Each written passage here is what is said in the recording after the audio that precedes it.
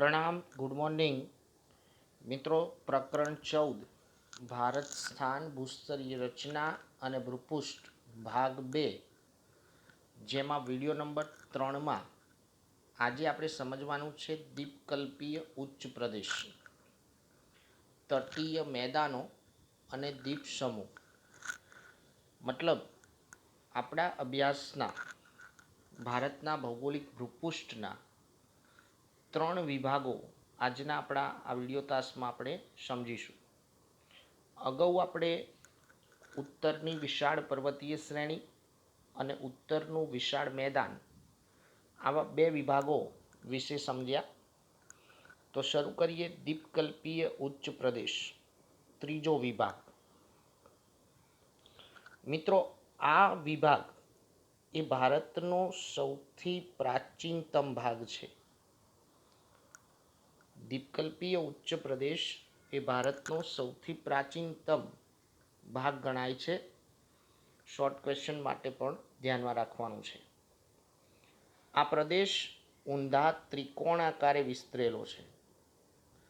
તમે ભારતનો નકશો જોશો તો તમને ખ્યાલ આવશે કે મધ્યમાંથી જે કર્કવૃત્ત પસાર થાય છે, એ કર્કવૃત્તથી નીચે તરફ ઉતરતા જઈએ તો ત્રિકોણાકાર ઊંધો ત્રિકોણ બને છે, 3 બાજુ, જેની સરેરાશ ઊંચાઈ 600 થી 900 મીટર જેટલી છે. 600 થી 900 મીટર ઊંચાઈ છે આ ઉચ્ચ પ્રદેશની. આ ઉચ્ચ પ્રદેશનો ઉત્તર ભાગ, જે ઉત્તર પૂર્વ ઢોળાવ ધરાવે છે, જે ચંબલ, સોણ અને દામોદર નદીના વહેણ દ્વારા સ્પષ્ટ થાય છે. મિત્રો, જેમ આપણે ઉત્તરનું મેદાન સમજવા માટે પણ નદીઓનો આધાર લેવો પડ્યો, નદીઓના આધારે જ ઉત્તરનું મેદાન આપણે સમજ્યા, તો એ જ પ્રમાણે દ્વીપકલ્પીય ઉચ્ચ પ્રદેશને સારી રીતે સમજવા માટે પણ નદીઓનો આધાર લેવો પડશે. આ બાબત ખૂબ ખાસ અગત્યની છે.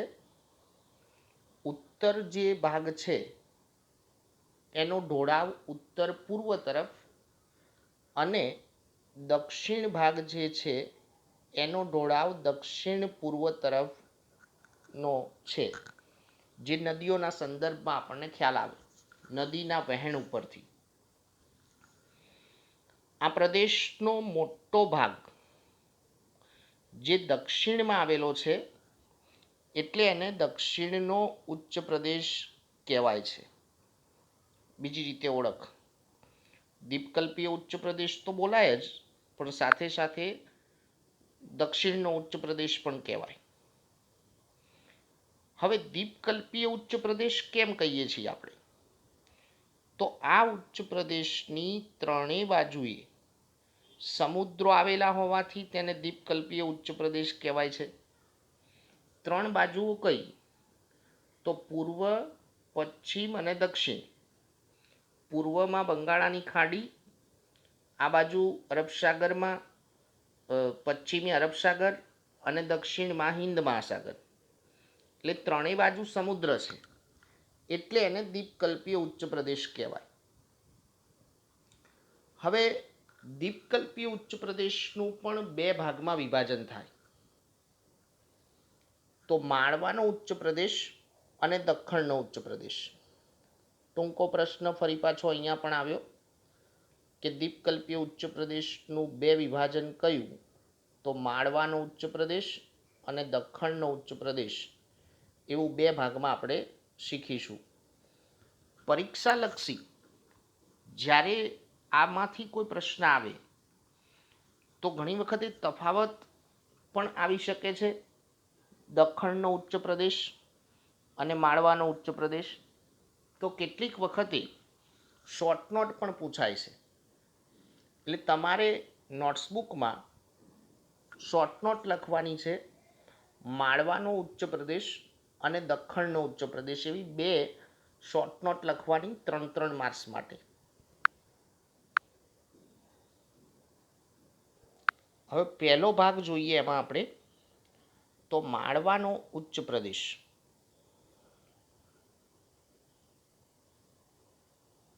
માળવાના ઉચ્ચ પ્રદેશના ઉત્તર પશ્ચિમ ભાગમાં અરવલ્લીની ગિરિમાળા આવેલી છે.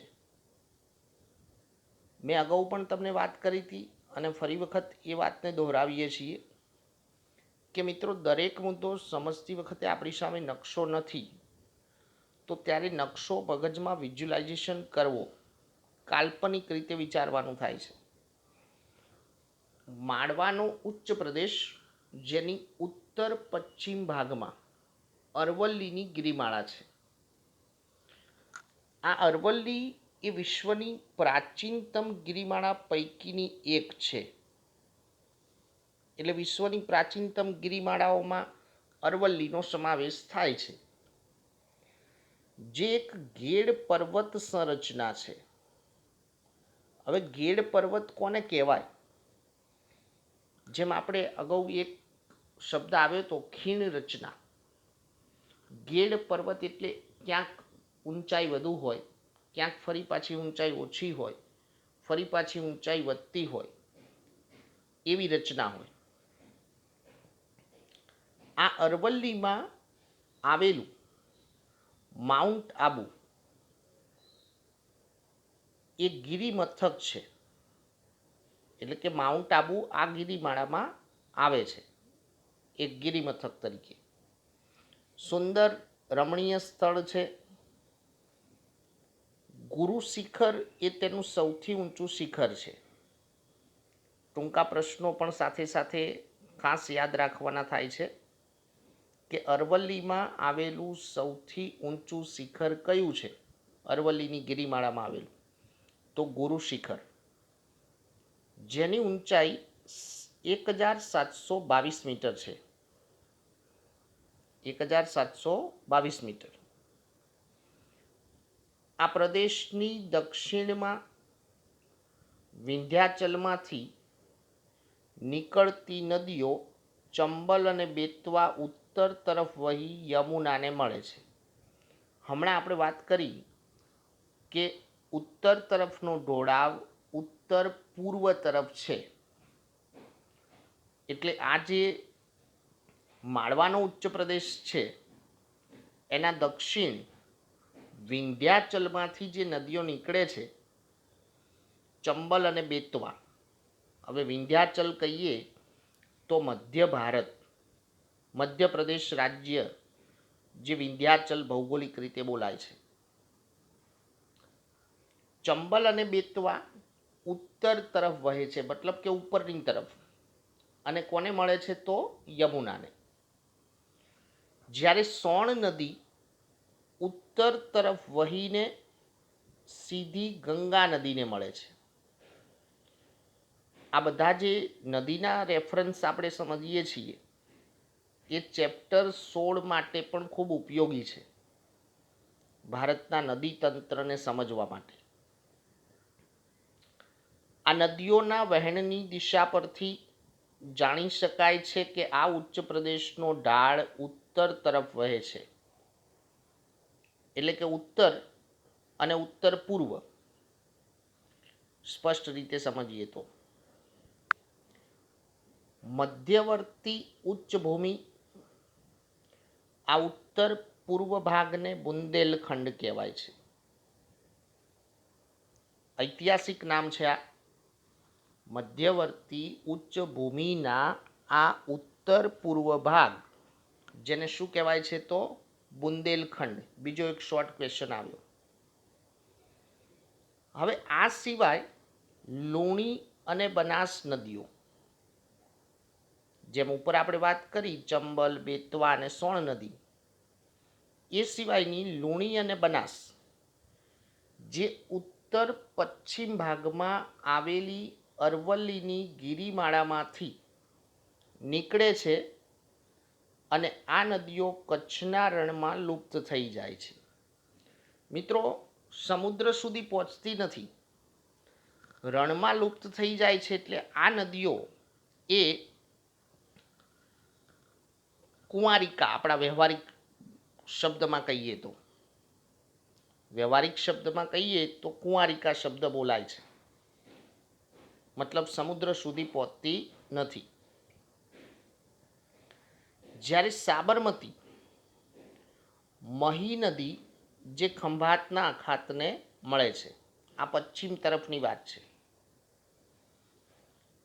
આ નદીઓના વહેણ પરથી ખ્યાલ આવે છે કે પશ્ચિમ તરફના માળવાના ઉચ્ચ પ્રદેશનો ઢાળ જે દક્ષિણ પશ્ચિમ તરફ છે, જે આપણે સમજીએ છીએ માળવાનો ઉચ્ચ પ્રદેશ, એના પશ્ચિમ તરફનો જે ઢાળ છે, પશ્ચિમ તરફનો ઢોળાવ એ દક્ષિણ અને પશ્ચિમ તરફ છે. રાજમહેલની ટેકરીઓ, શિલોંગનો ઉચ્ચ પ્રદેશ પૂર્વ તરફની વાત છે. છોટા નાગપુરનો ઉચ્ચ પ્રદેશ, છોટા નાગપુરનો ઉચ્ચ પ્રદેશનો જે એક ભાગ છે, રાજમહેલની ટેકરીઓ અને શિલોંગનો ઉચ્ચ પ્રદેશ. છોટા નાગપુરના ઉચ્ચ પ્રદેશને અંતર્ગત રાંચી ઉચ્ચ પ્રદેશનો પણ સમાવેશ થાય છે. મિત્રો, આ રાંચી એ પાટનગર છે, કયા રાજ્યનું? કદાચ તમને ખ્યાલ હશે, રાંચી એટલે છત્તીસગઢ, ઝારખંડ, અગાઉ એક જ ભાગ ગણાતો બિહારના અંતર્ગત.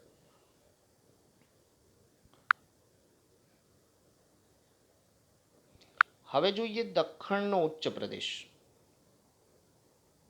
બીજો વિભાગ. માળવાના ઉચ્ચ પ્રદેશની દક્ષિણે, આપણે નીચે ઉતરતા જવાનું છે દક્ષિણ તરફ, તો માળવાના ઉચ્ચ પ્રદેશની દક્ષિણે સાતપુડા, મહાદેવ તથા મૈકલ ટેકરીઓની દક્ષિણે દખ્ખણનો ઉચ્ચ પ્રદેશ આવેલો છે. તમે ભારતના નકશામાં મધ્ય ભાગમાં જોશો તો તમને આ સાતપુડા, મહાદેવ અને મૈકલ ટેકરીઓ દેખાશે. એની દક્ષિણે આ દખ્ખણનો ઉચ્ચ પ્રદેશ આવે છે. ઉચ્ચ પ્રદેશના ઉત્તર પશ્ચિમ ભાગો, ઉત્તર પશ્ચિમ, જે મુખ્યત્વે લાવા નિક્ષેપોથી બનેલા છે, મતલબ લાવા પથરાવાથી, પ્રાચીન સમયમાં જ્વાળામુખી પ્રસ્ફોટન થયેલું. પશ્ચિમ તરફ તેની સીમા જે પશ્ચિમ ઘાટ કહેવાય છે, અને પશ્ચિમ ઘાટ દ્વારા એની સીમા નિર્ધારિત થાય છે. એટલે પશ્ચિમ તરફ પશ્ચિમ ઘાટ બોલાય, અને પૂર્વ તરફનો જે ભાગ છે એને પૂર્વ ઘાટ કહેવાય, જે અરબ સાગરના કિનારે ઉત્તર દક્ષિણ દિશામાં વ્યાપ્ત છે. ઉપરની તરફનો ભાગ ઉત્તર, નીચેની તરફનો ભાગ દક્ષિણ. એટલે પશ્ચિમ ઘાટને પણ બે ભાગમાં વહેંચી શકાય, ઉત્તર અને દક્ષિણ. હવે એના કેટલાક સ્થાનિક નામ છે, જેમ કે મહારાષ્ટ્ર અને કર્ણાટક, તો ત્યાં એને સહ્યાદ્રી કહેવાય છે. ટૂંકા પ્રશ્નોમાં ખાસ ધ્યાન રાખવાનું છે. તમિલનાડુમાં તેને નીલગિરીના નામથી ઓળખવામાં આવે છે. કેરળ અને તમિલનાડુની સીમા પર તેને અનામલાઈ અને કાર્ડેમમ ટેકરીઓના નામથી ઓળખીએ છીએ. ફરી વખત જોઈ લઈશું. મહારાષ્ટ્ર, કર્ણાટક જ્યાં સહ્યાદ્રી કહેવાય, તમિલનાડુ જ્યાં નીલગિરીના નામથી ઓળખાય, કેરળ અને તમિલનાડુની સીમા પર અન્નામલાઈ અને કાર્ડેમમ ટેકરીઓના નામથી ઓળખાય છે. પશ્ચિમ ઘાટ દક્ષિણ ભાગ પ્રમાણમાં વધારે ઊંચો છે. મિત્રો, આ પશ્ચિમ ઘાટ એટલે ગુજરાતથી નીચે ઉતરતા જઈએ જે કિનારાનો ભાગ છે, એ બધો પશ્ચિમ ઘાટ ગણાય. તો જેમ ગુજરાતથી નીચે ઉતરીએ દક્ષિણ તરફ, એમ એની ઊંચાઈ વધે છે પશ્ચિમ ઘાટની. સામાન્ય રીતે દખ્ખણના ઉચ્ચ પ્રદેશની ઊંચાઈ 900 મીટરથી 1100 મીટર છે, 900થી 1100. પરંતુ કેટલીક જગ્યાએ તે એકાએક વધુ ઊંચાઈ પ્રાપ્ત કરે છે, કેટલીક જગ્યાએ વધુ ઊંચાઈ પણ જોવા મળે છે. ઘણી ઓછી ઊંચાઈ ધરાવતી તૂટક ટેકરીઓ, છૂટી છવાઈ, જેમની ઊંચાઈ ક્યાંક 900 મીટરથી વધારે છે. સામાન્ય રીતે ઉચ્ચ પ્રદેશની આપણે વ્યાખ્યા કરીએ તો 600થી 900, પણ ક્યાંક 900 મીટરથી પણ વધારે છે. એ ત્રુટક શૃંખલાના સ્વરૂપે આ ઉચ્ચ પ્રદેશની પૂર્વ સીમા બનાવે છે, જેને શું કહીએ છીએ? પૂર્વ ઘાટ. જેમ ઉપર આપણે વાત કરી પશ્ચિમ ઘાટ ઉત્તર તરફથી દક્ષિણ દિશામાં વ્યાપ્ત છે, એમ આ પૂર્વ સીમા જે પૂર્વ ઘાટ બનાવે છે. આ વિસ્તારનો સામાન્ય ઢોળાવ જે પૂર્વ અને દક્ષિણ પૂર્વ તરફનો છે, એના સંદર્ભમાં પણ આપણે નદીઓનો આધાર લેવો પડે. તો નદીઓની પ્રવાહ દિશાથી જાણી શકાય છે.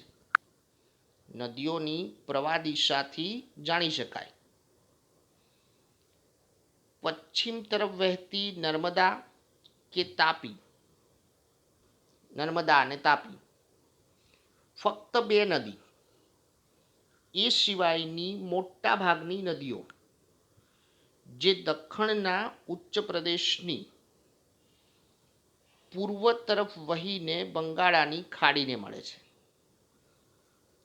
કેમ બંગાળાની ખાડીને મળે છે? બરાબર સમજો કે પશ્ચિમ તરફ પશ્ચિમ ઘાટ એ અવરોધ છે. એટલે કોઈ પણ નદી પશ્ચિમ તરફનું વહન ધરાવતી નથી.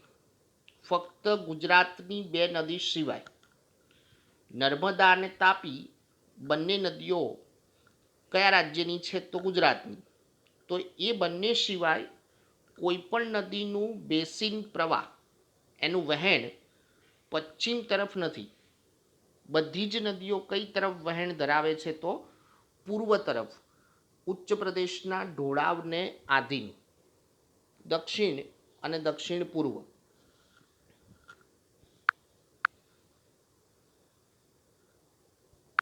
હવે ચોથો વિભાગ છે તટીય મેદાનો. આ પણ ટૂંક નોંધની રીતે પૂછાય છે, એટલે તમારે ચોપડામાં ટૂંક નોંધ જ લખવાની. તટીય મેદાન અથવા દરિયા કિનારાના મેદાન.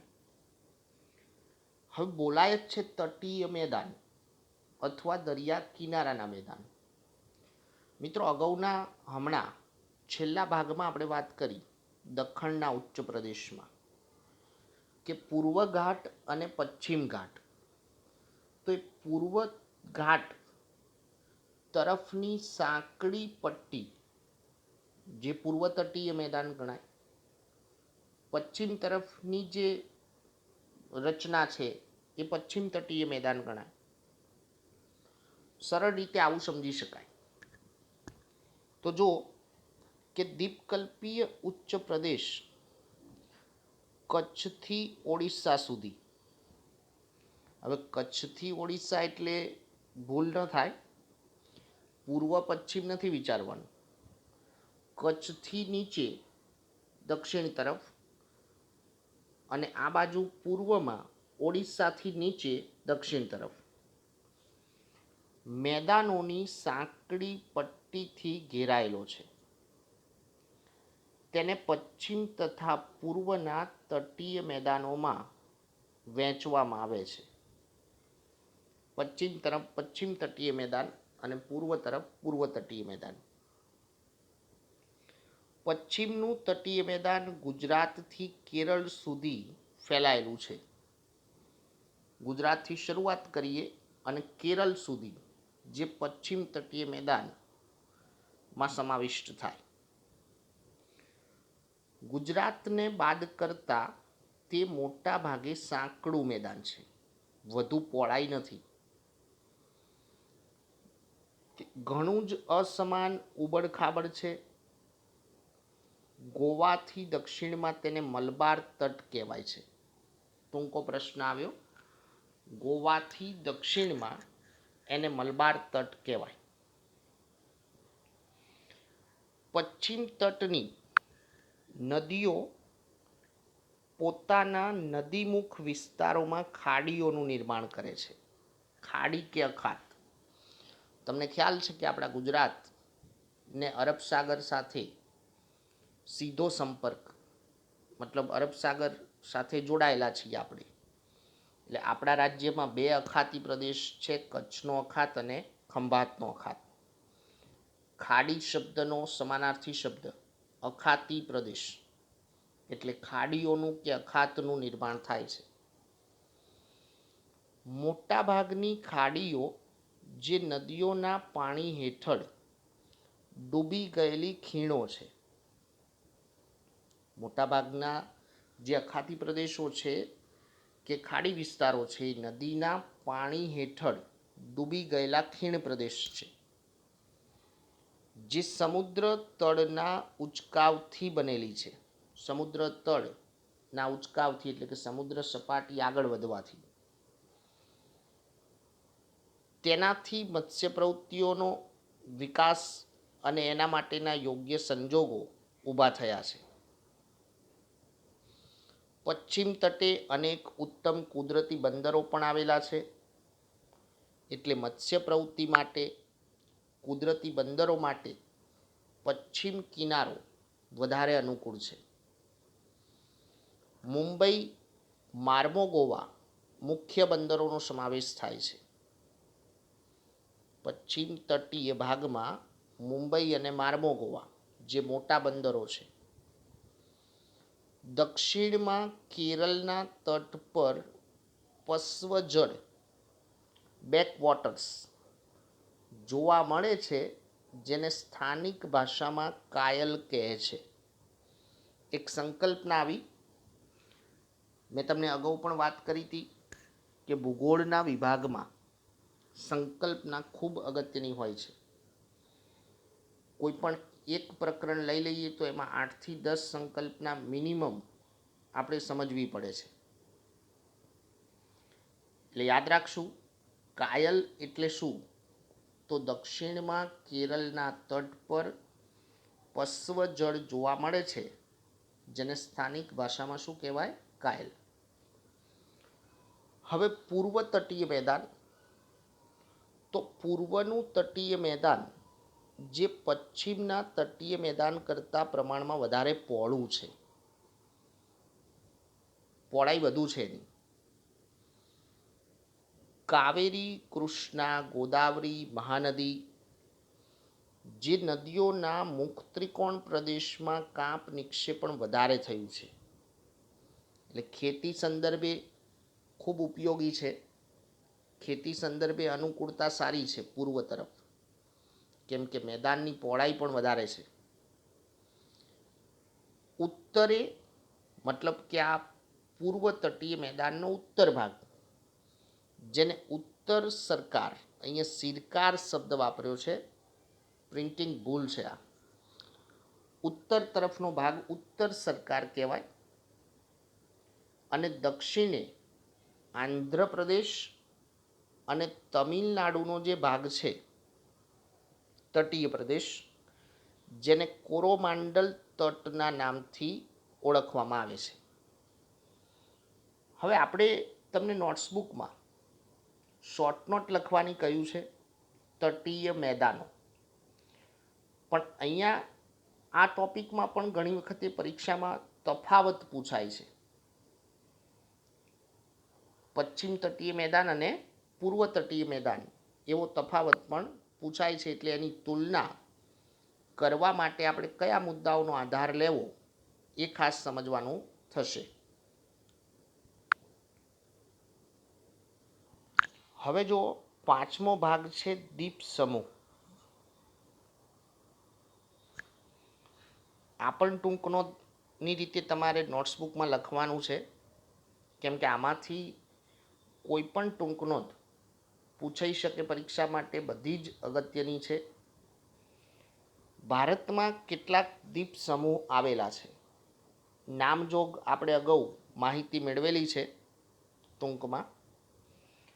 તો આંદામાન નિકોબાર અને લક્ષદ્વીપ એમ મુખ્ય બે દ્વીપ સમૂહ. લક્ષદ્વીપમાં અનેક નાના નાના ટાપુ આવેલા છે. લક્ષદ્વીપમાં અરબી સમુદ્રમાં કેરળ તટથી થોડે દૂર આ ટાપુ આવેલા છે, કે વધારે દૂર નથી, કેરળના તટથી નજીક છે. ફરી એક સંકલ્પના પાછી, કે તેનો આકાર ઘોડાની નાળ જેવો છે. આ પ્રકારના પરવાળાના દ્વીપોને એટોલ કહેવાય છે. સંકલ્પના ફરી સમજીએ. અરબી સમુદ્રમાં કેરળ તટેથી થોડે દૂર આવેલા ટાપુઓ કે જેનો આકાર ઘોડાની નાળ જેવો છે, આ પ્રકારના પરવાળાના દ્વીપોને એટોલ કહેવાય છે. અન્ય દ્વીપ સમૂહ તો એમાં બંગાળાની ખાડીમાં આવેલા આંદમાન નિકોબારનો સમાવેશ થાય છે, જે ભારતના મુખ્ય ભૂમિભાગથી ઘણા દૂર છે, નજીક નથી. આ ટાપુઓની સંખ્યા પણ ઘણી છે, ભારતના કિનારાથી દૂર આવેલા છે. ત્યાં પર્વતની હારમાળા છે. એમાંના કેટલાક ટાપુ જ્વાળામુખીની પ્રક્રિયાથી બન્યા છે. ધોરણ 8માં તમે ભણ્યા હતા કે ભારતમાં જ્વાળામુખી પર્વત આંદમાન નિકોબારમાં. આ ટાપુઓ 350 કિલોમીટરના વિસ્તારમાં પથરાયેલા છે. તેનું વ્યૂહાત્મક મહત્વ પણ વિશેષ છે. 350 કિલોમીટરનો વિસ્તાર આખો એ આંદમાન નિકોબારના દ્વીપ સમૂહમાં સમાવેશ થાય છે. થોડી વિશેષ જાણકારી, તો આંદમાન નિકોબાર દ્વીપ સમૂહમાં આવેલ બેરન એકમાત્ર ભારતનો સક્રિય જ્વાળામુખી છે. મેં જે હમણાં વાત કરી કે ભારતમાં જ્વાળામુખી પર્વત એ એકમાત્ર સક્રિય જ્વાળામુખી બેરન આંદમાન નિકોબાર દ્વીપ સમૂહમાં આવેલા છે. જ્યારે તેની નજીકમાં જ સુષુપ્ત જ્વાળામુખી નારકોન્ડમ પણ આવેલા છે.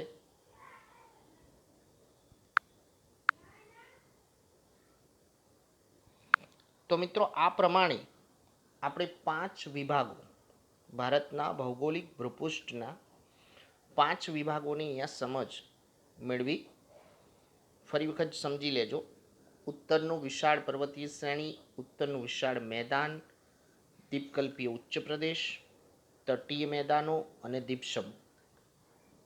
હવે આના ઉપરથી એક બાબત આપણે સ્પષ્ટ કરી છે. 2 ગુણનો એક પ્રશ્ન છે.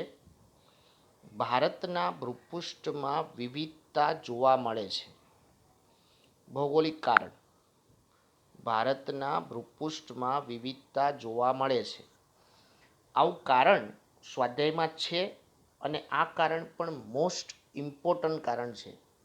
વારંવાર પરીક્ષામાં પૂછાયેલું છે. દરેક ભાગને પોતાની આગવી લાક્ષણિકતા છે. દરેક વિભાગની એક ચોક્કસ લાક્ષણિકતા છે. છતાં પણ આ બધા જ વિભાગો એકબીજા સાથે જોડાયેલા છે. પરસ્પર સંબંધ છે આ બધા જ વિભાગોને. દેશની સમૃદ્ધિમાં તે બધાનો ફાળો પણ અગત્યનો છે. આ પ્રાકૃતિક અનુકૂળતાઓ એનો આપણે ભરપૂર ઉપયોગ કર્યો છે આપણી સમૃદ્ધિ માટે. વન્ય સંસાધનો માટે પણ ઉપયોગી છે. જેમ કે ઉત્તરના ફળદ્રુપ કાપના મેદાનને અનાજનો ભંડાર કહેવામાં આવે છે. ઉત્તરનું ફળદ્રુપ કાપનું મેદાન, પંજાબ, હરિયાણા, ઉત્તર પ્રદેશ, આ બધો ભાગ ખેતી સંદર્ભે પુષ્કળ ઉત્પાદન આપે છે. 12 માસ સિંચાઈની સગવડ ઉપલબ્ધ છે. દક્ષિણ ભારતનો ઉચ્ચ પ્રદેશ આજે જે સમજાય, જે વિવિધ ખનિજ સંસાધનોથી સમૃદ્ધ છે. ઔદ્યોગિક વિકાસ માટે ખનિજોની જે જરૂર છે એ આપણને ઉચ્ચ પ્રદેશ, દ્વીપકલ્પીય ઉચ્ચ પ્રદેશમાંથી પ્રાપ્ત થાય છે. એટલે ઔદ્યોગિક વિકાસને વેગ મળે છે. ઉત્તરનો પર્વતીય પ્રદેશ જે સૌથી પહેલાં સમજીએ આપણે, એ વિપુલ જળરાશિ ધરાવતી નદીઓના ઉદ્ભવ સ્થાન છે. બારે માસ વહેતી નદીઓ, સિંધુ, ગંગા, યમુના, બ્રહ્મપુત્રા, સિંધુની શાખાઓ, એટલે વન સંસાધનના વૈવિધ્ય માટે જાણીતું છે. પ્રાકૃતિક સુંદરતા અને વન સંસાધનનું પુષ્કળ વૈવિધ્ય છે એ ઉત્તરના પર્વતીય પ્રદેશમાં. તો મિત્રો, આ પ્રમાણે આપણા પાંચ વિભાગોની સમજ મેળવ્યા પછી આ એક ભૌગોલિક કારણ આપણે સાબિત કર્યું. તો આ જે આપણે વિભાગોની સમજ મેળવી કે જે ચર્ચા કરી એ તમારે નોટ્સબુકમાં લખવાની છે. 2 શોર્ટ નોટ, માળવાનો ઉચ્ચ પ્રદેશ અને દખ્ખણનો ઉચ્ચ પ્રદેશ. બીજી 2 શોર્ટ નોટમાં તટીય મેદાનો અને દ્વીપ સમૂહ. અસ્તુ, પ્રણામ.